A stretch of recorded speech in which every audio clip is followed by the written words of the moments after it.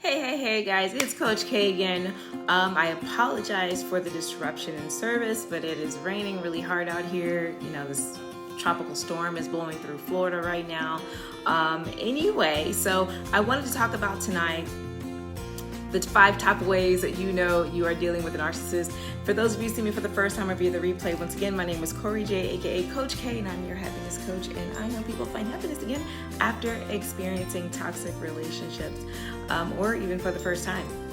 So once again, I used to do a series called How You Know You're Dating a Narcissist When. So now I'm just really going to go over my top 5 ways you can identify if you're dealing with a narcissist. It's not just a dating situation. It could be your parents, your siblings, friends, co-workers, etc.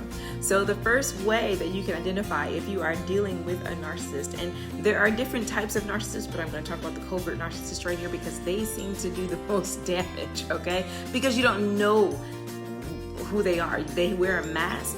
You don't see it coming. The very first way that you'll notice that they are very charming, and I mean overly charming. And as you're coming in, guys, please let me know that you are in the room. Welcome in, so that I can acknowledge you. Put a comment down below.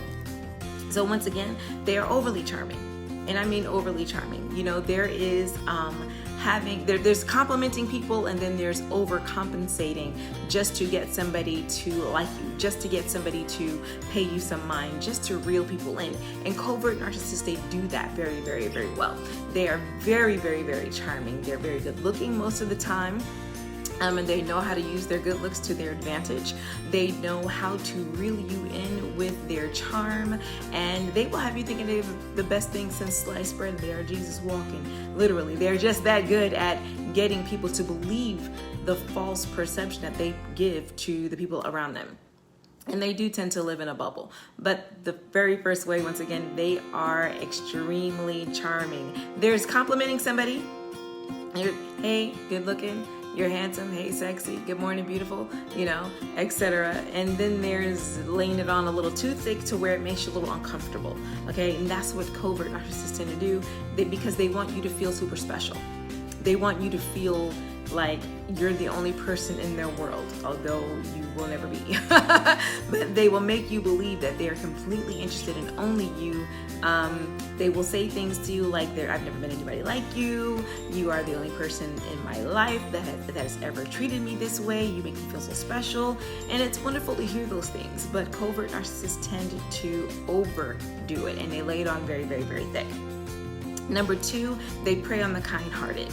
And what I mean by that is they seek out those people who are very tender, very loving, very kind, or very sweet. 9 times out of 10, they attract empathic people. So if you're very sensitive to energy, they will be attracted to you. So if you're an empath, please be mindful of the type of people that you attract, because 9 times out of 10, you're attracting narcissistic people or people with narcissistic behavior, you know. So and they tend to prey on those type of people because they know that, first of all, they can get what they want out of sweet, kind, loving people, pushovers, so to speak. And I hate to say the word pushover, but covert narcissists really prey on people that they believe they can use, that they believe they can get over on.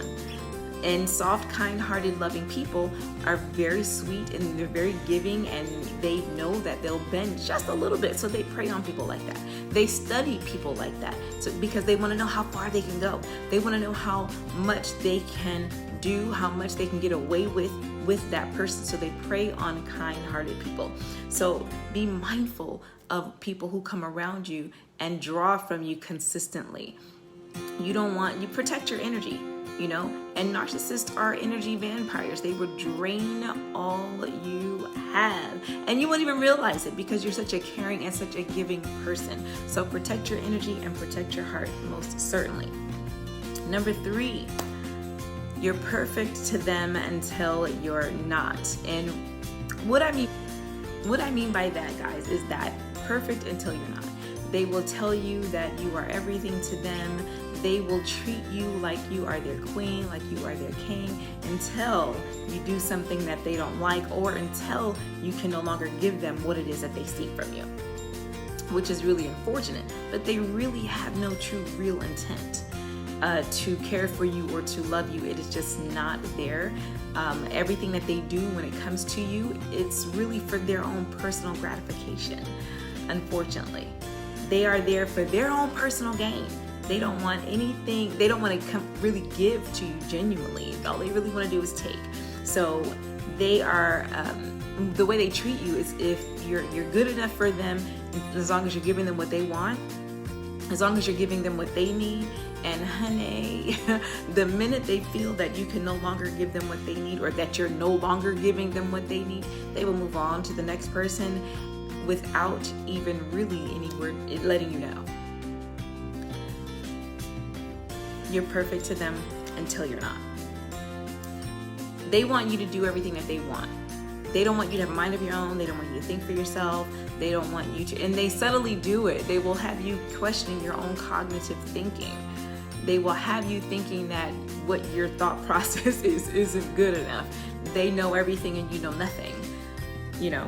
And the number 5 way, and to me this is really one of the top ways, is ghosting.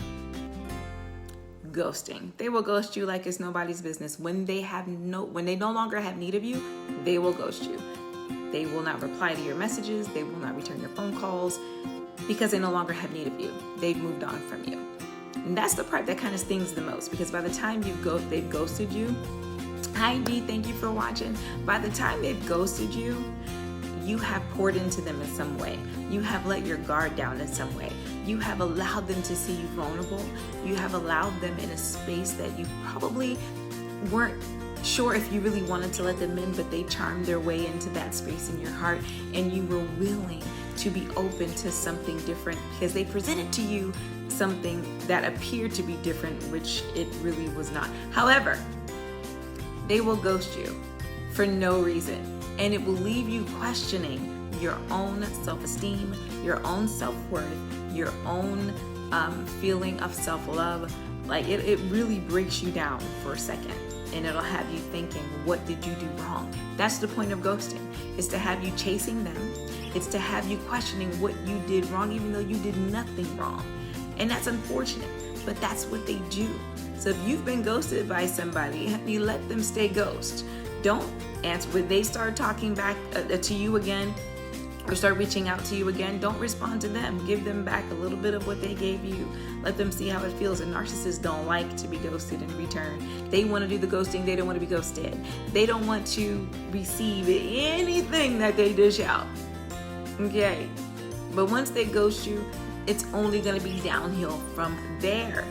So let them stay ghost, because once you take them back in your space, it is going to be worse. They're going to start the gaslighting, and then they're going to start the discard phase, and you don't want to have to go through that, because that is emotional turmoil. Hey Valerie, thank you for tuning in.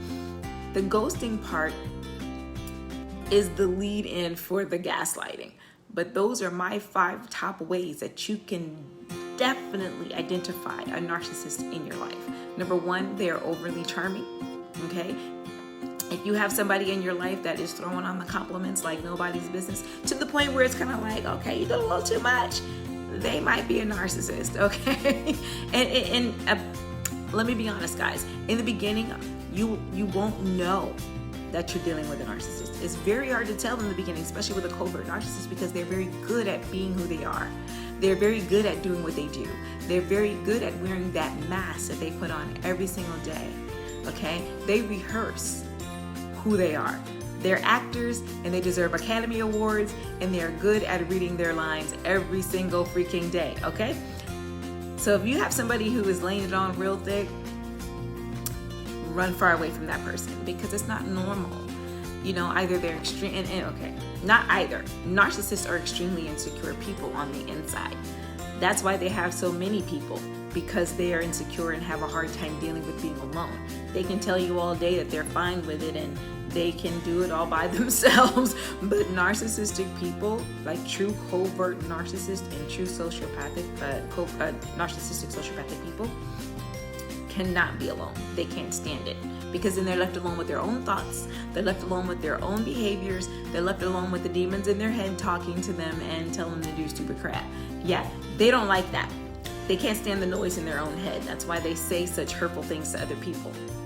Number 2, once again, is they prey on the kind-hearted. So if you're, again, most empathic people attract narcissists. We attract narcissists like it's nobody's business. We attract narcissists. The reason that empaths attract narcissists is because we have a very high tolerance for the bullcrap. We have a very high tolerance for bullshit. And it's not intentional. We see the good in people. We see the best in people. We believe that we can heal people. So that's why we tolerate so much from people, although we shouldn't. And it drains our energy, and then we're left to have to recover at the end of the day, or at the end of it all.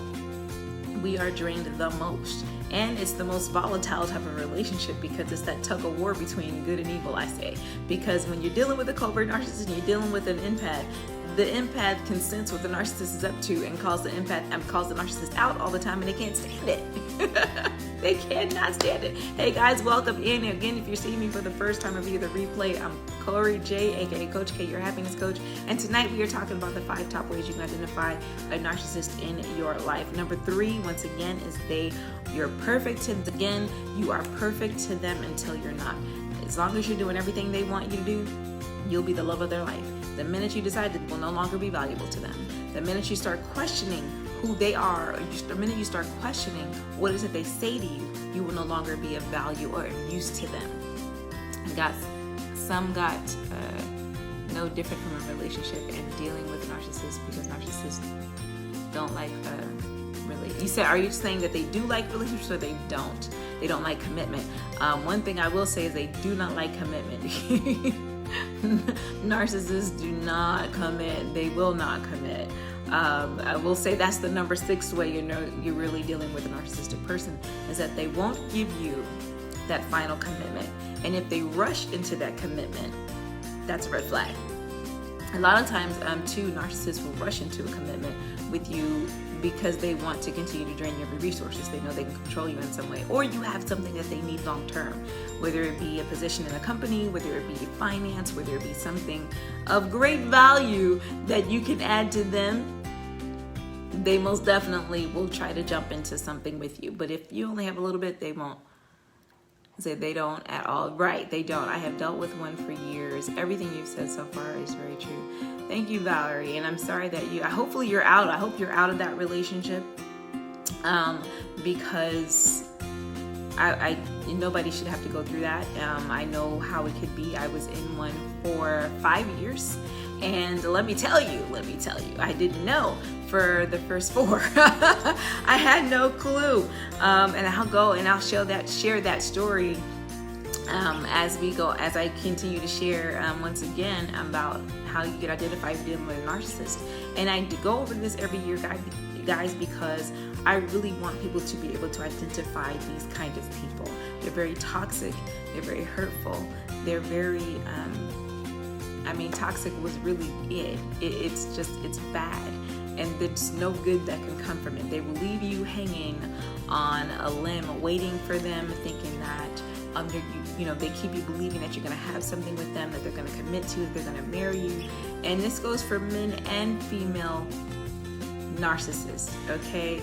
They will have you believing that they're going to give you that one thing that your heart desires the most, and they will not ever.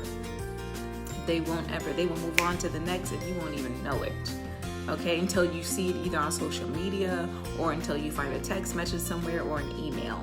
Okay, and that's when the ghosting comes in. They start ghosting you because they have moved on to the next person that they can draw from, and then they'll start building that person up and having them think that they're the only person too, when the narcissist has a plethora of people. So I'm an empath. It was not easy for me dealing with that.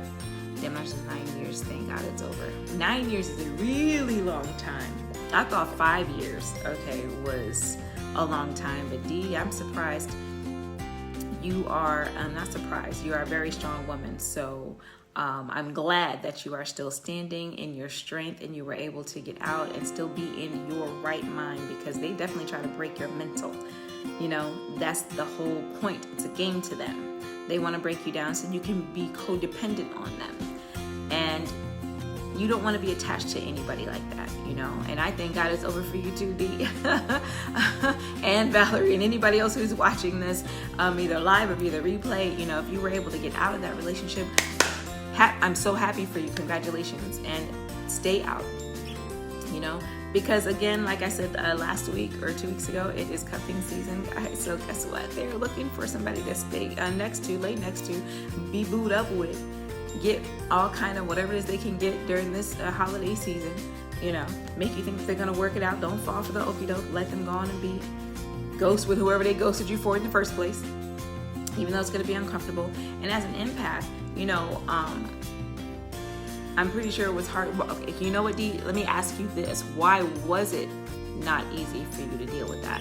What was your experience? If you don't mind commenting down below if you're still watching. Because I know for me as an empath, I mean, it was, I would dream stuff and it would be so spot on. I would know something wasn't right away. But you know, the minute you question the narcissist, they will have you thinking that it's all you. Oh, you're insecure. Oh, you need to, you know, feel better about yourself. You need to be more confident. You know, a confident, strong woman wouldn't even question me about that. And it would be the absolute truth. The absolute truth, you know? And they would really have you thinking that something is absolutely wrong with you. And there's nothing wrong with you, it's them. It's 100% them. And they're complete know-it-alls, you know, especially when it comes to, hey, Miss Alicia, thank you for tuning in. When it comes to the ghosting thing, it's like they will start a fight with you before they ghost you, or they will become really short with you for no reason. You know, 1 minute you'll be in a great conversation and you'll feel like you're vibing, and then the next minute they have only 2 words to say to you, and you're like, well, what the flip? What in the world did I do to make this change? That's the first thing we do. The first thing we do is question ourselves. The first thing we do is question ourselves, and they set it up that way. They set it up that way before they ghost you, so that the whole time they're silent, you're thinking within yourself, what did I do? What can I do to get them back? Why aren't they talking to me? Why are they being so difficult? And why are they doing this to me? Why? So then by the time they call you back or they finally start responding to you again, you are so broken down. You're so emotional. Hey, Aman, thank you for tuning in. And you're feeling sad, and you're feeling like, babe, what happened? Why did you do that? Is there something wrong? Is everything okay? Don't ask that question in a relationship. If you have to ask that question, then it's not the relationship for you. And what I mean by that is because every relationship you need to do a check. You need to have that conversation like, hey, is everything cool with us? Let's do this check. Are you happy? Are you not happy? Where are we going? Where are we not going? That's different than dealing with narcissists. When you've been ghosted, when they start calling you back, don't ask what you've done wrong. Don't ask them that, because that's what they want you to ask. So they can go on and start gaslighting you now. So they can go on and start making you feel like you're not good enough, like you need to work on yourself, like there's something fundamentally about you that just needs to be worked on. I used to hear that all the time. You have some fundamental things that you need help. And the person that needed help was him. Okay. I can tell you some stories that will blow your mind about what I experienced. And then unfortunately what other people began to experience before me with that same person, and while he was with me from that same person, and even after me, unfortunately. It continues, unfortunately, with that same person. However, when I would call them out on something that was hell, absolutely, D, because they cannot be held accountable for their actions. That's the reason why they ghost you too, is because they don't want to be held accountable for what it is that they know they're about to do. They don't want to be held accountable for what it is that they have done, the secrets that they're keeping, the lies that they're telling. And as an empath, when they know that you know, they will avoid you like the plague because they don't want to be called out. And when you do call them out, it's World War III. I'm sorry, it's the apocalypse. You would think Jesus is coming back with the storm and the hell they bring, just because you call them out on something. And they will blame shift. The blame shifting is very real when you call them out on what it is that they do. It's unfortunate. Hey, Kadrian, thank you guys for tuning in so much. I appreciate you all for tuning in tonight. I'm excited to get back to these conversations with heart and soul, talking about narcissism, talking about all things happiness, talking about things fitness, and definitely emotional wellness, guys. Listen, I have started a 12-week coaching program. For those of you who have either gone through a narcissistic relationship, abusive relationship, or you're trying to find your place, find your happy place, I would say. And it's a great program if you or somebody you know have dealt with something like this and you're really looking for a coaching program, and therapy has not worked for you. I am your coach. Okay, listen. I can coach you through it, get you through it onto the other side. I start from the beginning, take you through your childhood. We dig deep when it comes to my sessions, because at the end of the day, when you deal with abusive people, it's a learned behavior. It's a learned behavior. Somewhere in your life, you learn to accept it. Somewhere in your life, you learned that this is what it's supposed to be. This is what love looks like. Somewhere in your life, you saw mama, grandmama, daddy, somebody accept behavior that was less than who they were from somebody that they put their all into. And that's not how it's supposed to be. It's not supposed to be that way. Thank you. They say things like, I don't do or like drama when you call them out again. Yeah, D, if I had a drum roll or a boom, that is so true. And it seems like they all have the same dialogue. It's the same verbiage. They say the same exact thing. I don't do, why are you bringing this drama into my life? I don't do drama at all. And you looking like, you're blinking like, what? Me bring that? All I did was ask you, oh, okay, so I'm wrong now and to just leave, that's the conversation. That's just how, you're right. You're right. I'm so sorry. And the minute you say you're sorry for what they did, then they start backing off. You better be sorry. You should be, because it wouldn't be fighting with you. If you hadn't have said, if you hadn't have done, if it wasn't for you, then I wouldn't be, look, you just ruined my whole day. Now, you know what? I'm leaving. And when you really didn't want them to come over in the first place. Or if you're married to the person, then they go and leave out for a couple hours because they needed a reason to be mad to go see their side person anyway. That's all that's really all about. Or say, I need help with something wrong with me, I need to change my ways. Absolutely, Miss Jones. That is exactly what they say. Because it's this blame shifting. They have to shift the blame so that they can say that it's all you. And the reason that they do that, guys, is for the smear campaign. So right before they discard you, they start to smear your name in some way, shape, or form in small circles. And 9 times out of 10, it's behind your back. You don't even know. You don't even know that they're building up to this huge exit because they're so dramatic. They are the ones who bring the drama and the pain, not you. So I'm not going to let you stress me. Yes, that is absolutely correct. They all say that, especially if they're cheating on you. That is one of the things that they say, absolutely. Hi, James. Thank you for tuning in. I'm not going to let you stress me out. I'm not going to let you bring me down. I'm not going to let you ruin my day. I'm not dealing with this right now. Exactly. And they're not going to deal with it at that moment because they need to think about the lie they need to tell. They need to think about the story that they need to come up with and create, and they need to make it believable. So they need to go in their little corner somewhere so that they can create the story that they're going to tell you so that you can believe that you're wrong. If they go above and beyond with their lies. Seriously. Say my 2 years counseling was very great. She was great. Just want to help other women now that go through it. Absolutely, Dee. And kudos to you because a lot of people don't know at all that they're going through it. And I didn't either. Hey, Miss Esther, thank you for tuning in. I didn't know. I had no idea, guys. That's why I'm so adamant about telling these ways that you can identify if there's a narcissist in your life. And like I said, it's not even just relationships. It's parental relationships. It's sibling relationships. It's friendships. You know, you can have business partnerships that have narcissistic energy.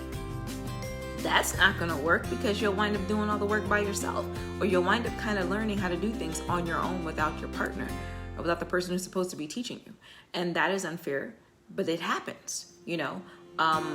The ball will always be dropped by you, not the other person. It'll always be your fault, not the other person. You know, when it comes to anything, it's never their fault. It's always yours in some way, shape, or form. And I'm going to give you guys another way that how narcissists will manipulate you through religion.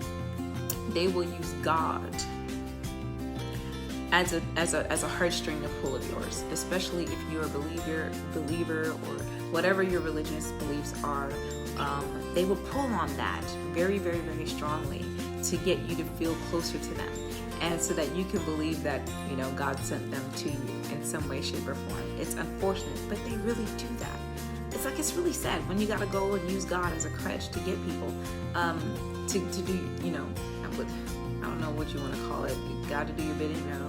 But when they use religion to get people to fall for them, that's a new low. That's a new low, because a lot of us take our faith very, very seriously. And when we can bond and connect with somebody on that level, especially as women, that's a beautiful thing. We're like, oh my God, that's great. I don't have to hide this part of myself, or we can have open dialogue about this, and it's great. We love that kind of stuff, especially if we're sapiosexual. It's like, oh my God, you got my brain, you have all of me, you know? I know I need some counseling. Well, Miss Jones, you know what? There's a link in the description. Please click that link and book a discovery call with me, because I guarantee you the program that I have set in place for 12 weeks will absolutely get you on the road to recovery when it comes to this. This isn't something that I just started doing. I've been doing it for the past couple of years, and I have been able to help many people through their recovery process, from start to finish, from the beginning to the end, even from heart, mind, body, and soul. You know what I mean? From getting over the hurt and the pain of narcissism and the domestic violence, to now let's get your body together, let's get fit, get your bag back up. You know what I mean? They will drive you crazy. I'm gonna kill myself after all that I took. Well, I'm glad you didn't. I'm so glad you didn't. I'm glad that you found the courage to not take yourself out of here because of all of the damage. And you know what? And I was there myself. I was there many a times dealing with a narcissist that was in my life years ago. I was embarrassed.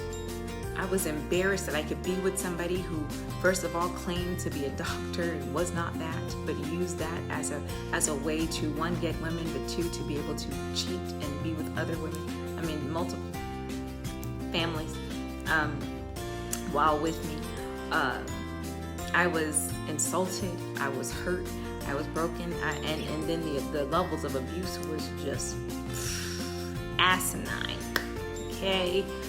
Just ridiculous. And I just didn't know how I was going to get out of that. And the first thing that came to mind was that at the time. And then my son walked into my room, and that was my saving grace. You know, that was my saving grace. And that was my little angel walking in like with a ray of light, like, hey, no, you got to get through this. You have to find a way. And the very next day, I found something about narcissism on YouTube, and I swear, I was like, holy crap. I had never heard of narcissism before. Not ever. And it was then that I realized that was what I was dealing with that person. And so now I make it my mission to let others know about all of this, because I won't, not on my watch, will I allow anybody to suffer the way that I did. You know, it's awful, you know, and it takes years to recover. It takes years to recover from it. There are many triggers, you know, different things that you go through, but different things that we go through, all of that during the coaching, during the 12-week coaching program. I give you a lot of tools that you can use during the program and after the program. So please, Ms. Jones, don't hesitate to DM me so we can have a chat about getting you on the road to recovery. And anybody else who's watching this via the replay, you know, don't be ashamed to get counseling or to get help or to get coaching. A lot of us, especially in the African American community, we think getting counseling or therapy is like of the devil or something. No, dealing with somebody who's going to abuse you, now that's demonic, in my opinion. You know, that's hell. Why allow yourself to be put, you know, to go through that continuously and then get out of it and then say you're okay? No. We are not okay when we come out of anything toxic. And for us to think that we're okay after dealing with somebody who's that toxic is toxic. You know, and you can't be with somebody that long who's that toxic and not be toxic yourself. You know, you can't. I say about her, constantly make posts about how positive they are. Valerie, you have hit the nail on the head, honey. Yes. They have everybody believing that they're the most positive person and that you are Satan. They will post all day long, positivity. That's a part of the smear campaign as well. That is also a part of the bubble that they've created about themselves, that false reality that they create for themselves. And that's the part of that overly charming personality that they have. Because they're so because they post on social media that they are so positive. And when they're out in the work field, and most people who are of this way have high income, or they make you believe they have high income. They make you believe they're highly educated, and some of them really are, and some of them are not. But they give the appearance that they are, you know. But that's a part of that overly charming behavior, personality that they throw on so that people can really fall for them. And if you're really good looking on top of it, watch out. Because you're going to be like, oh my gosh, they fine and positive and religious and this and that and this and that, everything but who they really are. And that's where that number 3 comes in. You're perfect to them until you're not. That mask eventually does come off, guys, so just be mindful. Please, I hope all of this, you know, helps you. If it has, please share this out with other people. Let them know that they don't have to go through this anymore. They don't have to take it. So when you're done with the narcissist, yes, you are going to need help after dealing with something like this, you know, and don't be embarrassed to say it. You know, guys go through it too with narcissistic females. Men go through it with narcissistic females, and narcissistic females can break a man down so bad he will never trust another woman ever. Not ever. And it's a shame, but it makes it until they go through the process of healing themselves. But a lot of people don't take kindly to going to therapy. I'll just say that, you know. But listen, I am here for it. I am here for you. Let's get it done. Let's go into the new year a new person. Let's not go into the new year with the same baggage from the same crap. Let's not be dealing with the same stuff come 2021, okay? While we're still grounded in 2020, let's take the rest of 2020 to get our stuff together, to get our minds right, to get our hearts in order, so that when 2021 does come in, we can go ahead and reap the blessings that we're supposed to reap. The things that that person took from you, you can go ahead and now allow God to be, you know, to restore that back unto you. Okay, they are thieves. They are like thieves in the night. They come in, and before you know it, when you wake up, everything that you've given has been gone. They won't give it back to you. You're left empty. Is what I'm really trying to say. I stutter a lot when it comes to this, guys, because I'm very passionate about it. But sometimes I do get nervous about sharing this information. You know, I do get nervous because let me tell you how my inbox. And sometimes it's not good. People who still know this person, you know, they still come at me in certain ways. I still get attacked, you know, by people in my inbox. I was nervous to make my profile public for a long time because I didn't want to have to deal with the backlash of me sharing my story from people who know this person and who still believe that he is not the person he really is. Because again, on social media, they pretend to be this person that they're not, you know. But I am very passionate about helping as many people as I possibly can when it comes to this. I know the damage that it can do. And listen, you don't have to go through it alone. You don't. You don't have to. People who've never been through it don't know how to help you. They won't know how to help you.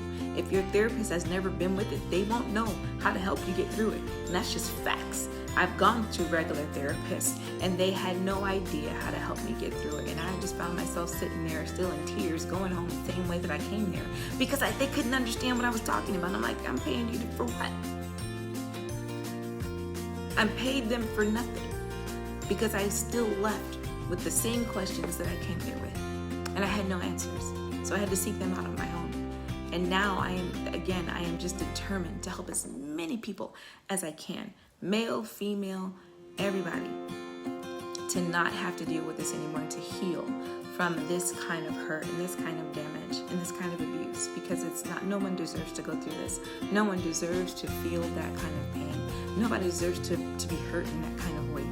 No one. No one. And if that is you or anybody you know, again, please don't hesitate to DM me or to click the link in the description and book a call with me, because I'm here for you. You don't have to go through it by yourself. You don't. And if you need more than 12 weeks, that's fine. I'm here even after the coaching practice, after the coaching sessions are over. I make myself available for all of my clients, even if we're done with all of our sessions, because I'm that kind of coach. Because at the end of the day, 12 weeks is great. It lays the foundation, but you're going to have to still do the work when our sessions are over. And I still make myself available long term, because I know how long it takes to really, really, really heal from that kind of abuse, inside and out. Being happy really is an inside job, guys. It really is. So be your own kind of magic, because happiness comes from the magic within. And once again, if you're looking for someone to help you get to that place, I am your coach, and I have what it takes, and I know what it takes to get you there. So please don't hesitate to reach out to me, guys. I love you so much for tuning in with me this time of night. I will see you guys again next week for Heart and Soul Conversations. Please tune into the podcast. Follow me over on Instagram at KJ_IamCoachK. The podcast Heart and Soul, please find that and follow us, okay? Make us #1 on Google, Apple, Spotify, all of those channels, guys. Once again, I appreciate you. I love you all, and I will see you next week. Till next time, ciao.